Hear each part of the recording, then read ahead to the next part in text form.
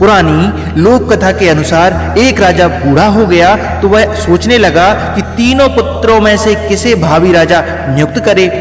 तीनों राजकुमार शक्तिशाली थे, लेकिन राजा के लिए शक्ति के साथ ही बुद्धिमानी और सकारात्मक सोच होना भी जरूरी था। एक दिन राजा ने तीनों राजकुमार को बुलाया और तीनों को एक एक स्वर्ण मुद्राएं दी। राजा ने कहा कि इस एक स्वर्ण मुद्रा से ऐसी चीजें खरीद कर लाओ जिससे तुम्हारा कमरा पूरा भर जाए।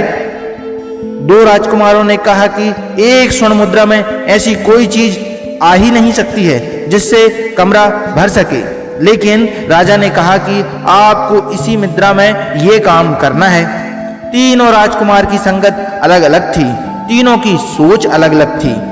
दो राजकुमार बुरे लोगों के चक्कर में फंसे हुए थे और भी अन्य गलत काम करते थे, इसलिए उनकी सोच नकारात्मक थी। जबकि एक राजकुमार ज्ञानी लोगों के साथ रहता था, सत्संग में रहता था, इसलिए वह सकारात्मक सोच के साथ रहता था।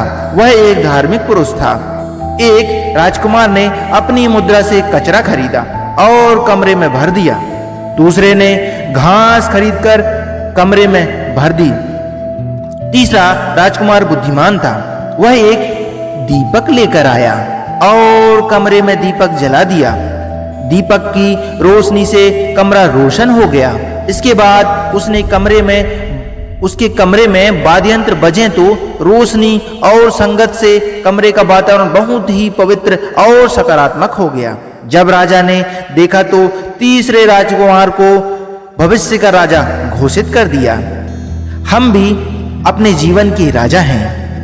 हमारे ऊपर निर्भर करता है कि हम अपने जीवन में क्या भरना चाहते हैं। कचरा भरना चाहते हैं, घास भरना चाहते हैं, या ज्ञान के प्रकाश से जीवन को उज्ज्वलित करना चाहते हैं।